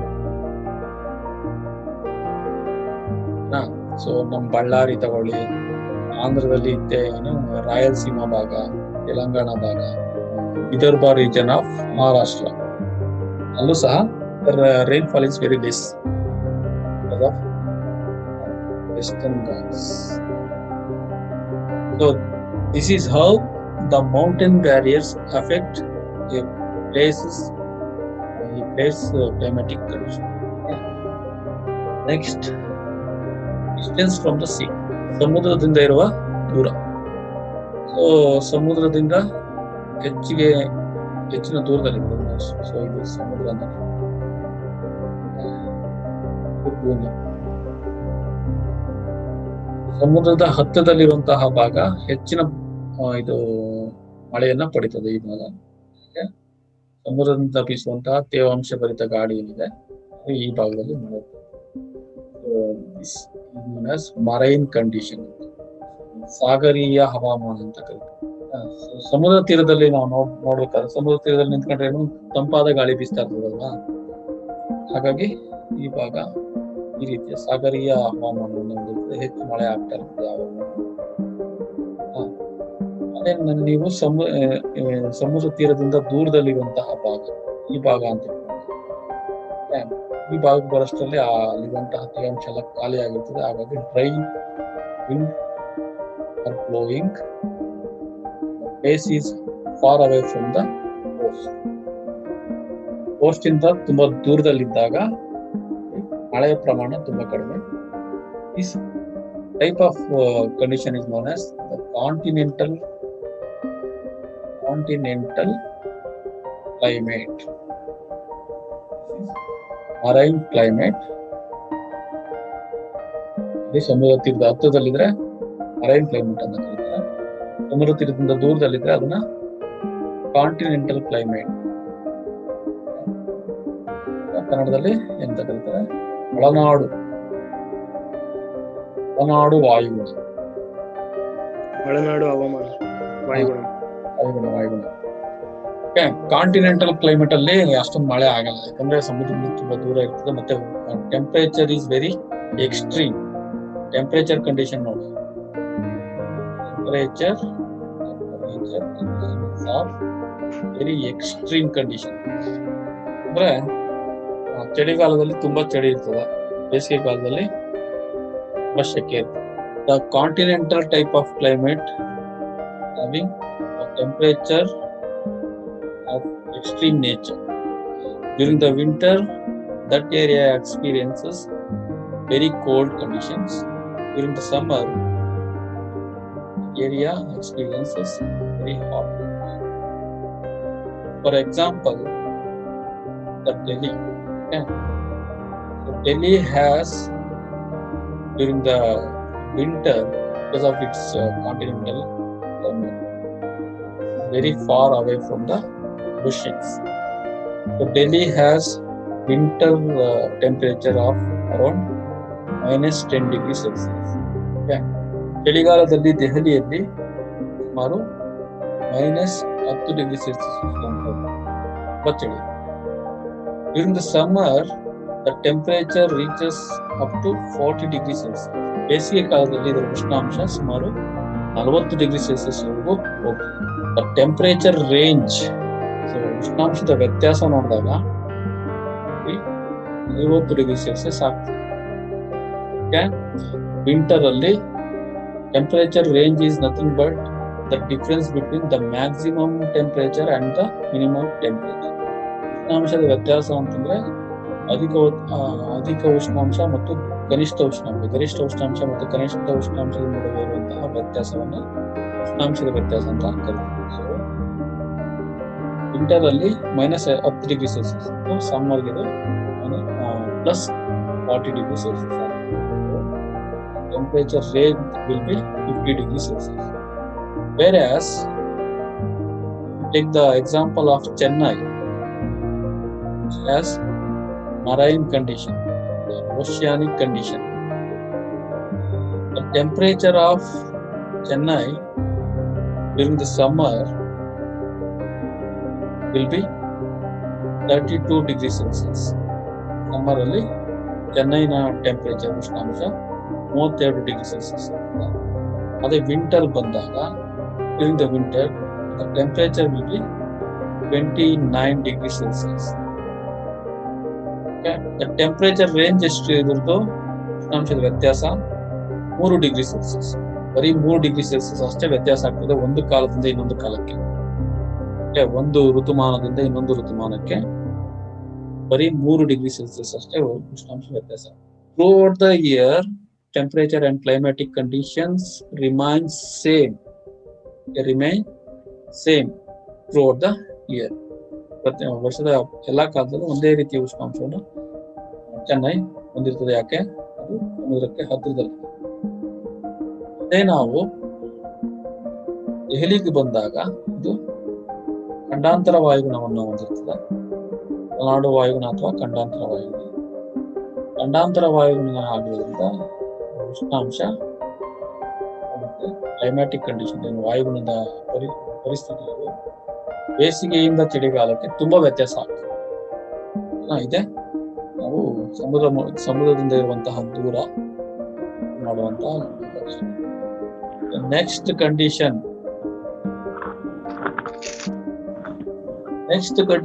ನೋಡೋದಾದ್ರೆ ಕಂಡೀಷನ್ ಅದು ರಿಲೀಫ್ ಸರ್. ರಿಲೀಫ್. ಒಂದು ಪ್ರದೇಶದ ರಿಲೀಫ್ ಭೂ ಮೇಲ್ಮೈ ಏನಿದೆ ಅದು ಸಹ ಆ ಪ್ರದೇಶದ ವಾಯುಗುಣದ ಮೇಲೆ ಇರ್ತದೆ. ಉದಾಹರಣೆ ಮೈದಾನ ಆಗಿರುವಂತಹ ಭಾಗ, ಪರ್ವತ. ಸೊ ಮೈದಾನದಲ್ಲಿ ಉಷ್ಣಾಂಶ ಸಾಮಾನ್ಯವಾಗಿ ಒಂದೇ ರೀತಿಯಾಗಿರ್ತದೆ ಇಡೀ ದಿನ. ಮೈದಾನದಲ್ಲಿರುವಂತಹ ಕ್ಲೈಮ್ಯಾಟಿಕ್ ಕಂಡೀಷನ್ಸ್ ಬೇರೆ, ಪರ್ವತ ಪ್ರದೇಶದಲ್ಲಿರುವಂತಹ ಕ್ಲೈಮ್ಯಾಟಿಕ್ ಕಂಡೀಷನ್ಸ್ ಬೇರೆ. ಸೊ ವ್ಯಾಲಿ ಕಣಿವೆಗಳು, ಕಣಿವೆ ಅಲ್ವಾ, ಎರಡು ಶಿಖರಗಳ ನಡುವೆ ಇರುವಂತಹ ತಗ್ಗಾದ ಭಾಗವನ್ನು ಕಣಿವೆ ಅಂತ ಕರೀತಾರೆ. ಸೊ ಕಣಿವೆಯಲ್ಲಿರುವಂತಹ ಉಷ್ಣಾಂಶಕ್ಕೂ ತುದಿಯಲ್ಲಿರುವಂತಹ ಉಷ್ಣಾಂಶಕ್ಕೂ ವ್ಯತ್ಯಾಸ ಇದೆ. ಉದಾಹರಣೆಗೆ ಬೆಳಗಿನ ಸೊ ಇದು ಪರ್ವತ ಅಂತ ಬೆಳಗಿನ ವೇಳೆ ಈ ಭಾಗ ಹೆಚ್ಚು ಶಾಖವನ್ನು ಪಡಿತದೆ, ಸೂರ್ಯನಿಗೆ ಹತ್ತಿರದಲ್ಲಿದೆ ಭಾಗ. ಅದೇ ಈ ಭಾಗ ಇದೆಯಲ್ಲ, ಈ ಭಾಗದಲ್ಲಿ ಕಡಿಮೆ ಉಷ್ಣಾಂಶ ಇರ್ತದೆ. ಹಗಲಿನ ವೇಳೆಯಲ್ಲಿ ಈ ಭಾಗ ತಂಪಾಗಿರ್ತದೆ. ಸೊ ಹಾಗಾಗಿ ಗಾಳಿ ಅಧಿಕ ಉಷ್ಣಾಂಶ ಇದ್ರೆ ಪ್ರೆಷರ್ ಏನಾಗಿರ್ತದೆ, ಲೋ ಆಗಿರ್ತದೆ ಅಲ್ವಾ, ಲೋ ಪ್ರೆಷರ್ ಇರ್ತದೆ. ಇಲ್ಲಿ ಕಡಿಮೆ ಹೈ ಪ್ರೆಷರ್ ಇರ್ತದೆ. ಹಗಲಿನ ವೇಳೆಯಲ್ಲಿ ಕಣಿವೆಯಿಂದ ಶಿಖರದ ಕಡೆಗೆ, ತುದಿಯ ಕಡೆಗೆ ಗಾಳಿ ಬೀಸ್ತದೆ. ಯಾಕೆ? ಉಷ್ಣಾಂಶದ ಮತ್ತು ಒತ್ತಡದ ವ್ಯತ್ಯಾಸ. ಇದನ್ನ ಕಣಿವೆ ಗಾಳಿ ಅಂತ ಕರೀತಾರೆ ಹಗಲಿನ ವೇಳೆಯಲ್ಲಿ ಈ ತರ. ಅದೇ ರಾತ್ರಿಯ ವೇಳೆಯಲ್ಲಿ ಇದಕ್ಕೆ ವಿರುದ್ಧ. ರಾತ್ರಿಯ ವೇಳೆಯಲ್ಲಿ ಚಂದ್ರ ಇರ್ತಾನೆ ರಾತ್ರಿ ಇದ್ದಾಗ ಈ ಭಾಗ ಏನಿದೆ ಇದು ಬೇಗನೆ ಉಷ್ಣಾಂಶವನ್ನು ಬಿಟ್ಕೊಟ್ಟು ಇದು ಸ್ವಲ್ಪ ಬಿಸಿಯಾಗಿರ್ತದೆ. ಇದು ಹತ್ತಿರದಲ್ಲಿರೋದ್ರಿಂದ ಇದು ಬೇಗನೆ ಉಷ್ಣಾಂಶ ತಂಪಾಗಿರೋದ್ರಿಂದ ಜಾಸ್ತಿ ತಂಪಾಗಿರ್ತದೆ, ಇದು ಕಡಿಮೆ ತಂಪಾಗಿರ್ತದೆ. ಹಾಗಾಗಿ ಇದು ಅಧಿಕ ಒತ್ತಡ, ಇದು ಕಡಿಮೆ ಒತ್ತಡ ಪ್ರದೇಶ ಆಗಿರ್ತದೆ, ಅಧಿಕ ಒತ್ತಡ ಪ್ರದೇಶ. ಸೊ ನಾನು ಹೇಳಿದ್ದೆ ಜಲಭಾಗಗಳಿಗೆ ಹೋಲಿಸಿದ್ರೆ ಭೂಭಾಗ ತುಂಬಾ ಬೇಗ ಬಿಸಿ ಆಗ್ತದೆ, ತುಂಬಾ ಬೇಗ ತಂಪಾಗ್ತದೆ. ಸೊ ರಾತ್ರಿ ಬಂದಾಗ ಈ ಭಾಗ ಜಾಸ್ತಿ ತಂಪಾಗಿರ್ತದೆ, ಈ ಭಾಗ ಕಡಿಮೆ ತಂಪಾಗಿದೆ. ಕಡಿಮೆ ತಂಪಾಗಿದೆ ಅಂದ್ರೆ ಉಷ್ಣಾಂಶ ಸ್ವಲ್ಪ ಜಾಸ್ತಿ ಇರ್ತದೆ. ಹಾಗಾಗಿ ಇಲ್ಲಿ ಕಡಿಮೆ ಒತ್ತಡ ಪ್ರದೇಶ ಇದೆ. ಪರ್ವತಗಳ ತುದಿಯಲ್ಲಿ ಅಧಿಕ ಒತ್ತಡ ಪ್ರದೇಶ ಇದೆ. ಹಾಗಾಗಿ ಗಾಳಿ ಈ ಕಡೆಯಿಂದ ಈ ಕಡೆಗೆ ಪರ್ವತ ಗಾಳಿ ಅಂತ ಕರೀತಾರೆ, ಮೌಂಟೇನ್ ವಿಂಡ್ ಅಂತ ಕರೀತಾರೆ. ಪರ್ವತ ಗಾಳಿ, ಕಣಿವೆ ಗಾಳಿ, ಇವೆರಡು ವ್ಯತ್ಯಾಸ ಮೇಲ್ಮೈಗೆ. ನೆಕ್ಸ್ಟ್ ಕಂಡೀಷನ್ ಅಲ್ಲಿರುವಂತಹ ಮಣ್ಣಿನ ಒಂದು ಲಕ್ಷಣಗಳು. ಪ್ರದೇಶದಲ್ಲಿರುವಂತಹ ಮಣ್ಣು, ಪ್ರದೇಶದಲ್ಲಿರುವಂತಹ ಸಸ್ಯವರ್ಗದ ಮೇಲೆ ಎಫೆಕ್ಟ್ ಮಾಡ್ತದೆ. ಪರ್ವತ ಮಣ್ಣಲ್ಲಿ ಪರ್ವತ ಅರಣ್ಯ ಬೆಳೀತದೆ. ಸೊ ಈ ರೀತಿ ಪರ್ವತದ ಮಣ್ಣಿನಲ್ಲಿರುವಂತಹ ಫಲವತ್ತತೆ ಏನಿದೆ, the fertility of a soil determines which vegetation to grow. ಯಾವ ವಿಧದ ಸಸ್ಯವರ್ಗ ಬೆಳಿಬೇಕು ಅನ್ನೋದು ಆ ಮಣ್ಣಿನ ಆಧಾರದ ಮೇಲೆ. ಅದಾದ್ಮೇಲೆ ನೆಕ್ಸ್ಟ್ ಕಂಡೀಷನ್ಸ್ ಯಾವ್ದು? Weather system. ಪ್ರಪಂಚದಾದ್ಯಂತ ಬೇರೆ ಬೇರೆ ರೀತಿಯ ಹವಾಮಾನದ ಕಂಡೀಷನ್ಸ್ ನಾವು ನೋಡ್ತೀವಿ. ಉದಾಹರಣೆಗೆ ಸೈಕ್ಲೋನ್ ಬೀಸೋದು, ಹಲವಾರು ವಿಧದ ಚಂಡಮಾರುತಗಳು ಬೀಸ್ತವೆ. There are different types of cyclonic conditions and anti-cyclonic conditions which determines areas weather systems. These weather systems also influence on the climatic conditions of that area. Okay, the weather systems, the examples for the weather systems are the cyclonic and anticyclonic conditions. The cyclonic conditions are there will be heavy amount of rainfall. The anticyclonic conditions are there, that area having a pleasant condition, that is that area is devoid of any rainfall. Okay. The last climatic element is humans. ಮನುಷ್ಯನು ಸಹ ಒಂದು ಪ್ರದೇಶದ climatic ಅಂದ್ರೆ ವಾಯುಗುಣದ ಪರಿಸ್ಥಿತಿಗಳ ಮೇಲೆ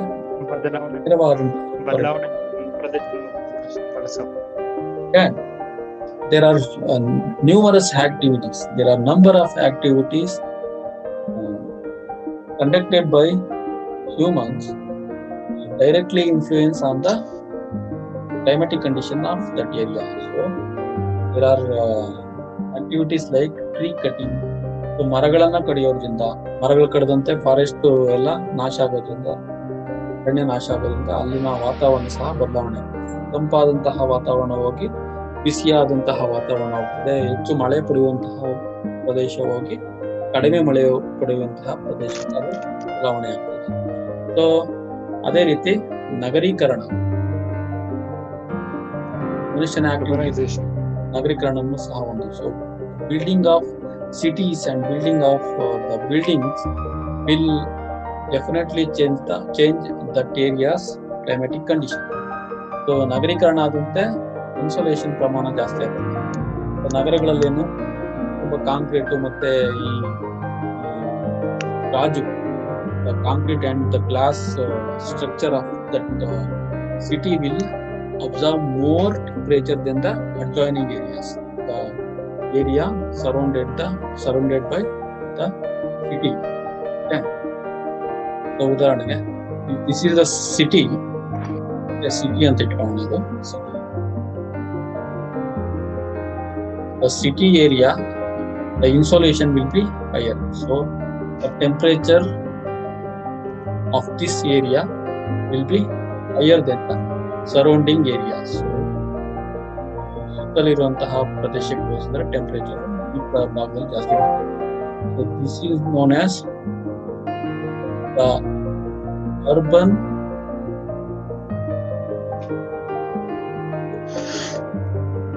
heat island ಅಂತ ಕರೀತಾರೆ. Okay. So ಇದೊಂದು ನಗರ ಪ್ರದೇಶ. ಈ ನಗರ ಪ್ರದೇಶದಲ್ಲಿ ಅಧಿಕವಾದಂತಹ ಉಷ್ಣಾಂಶ ಇರ್ತದೆ.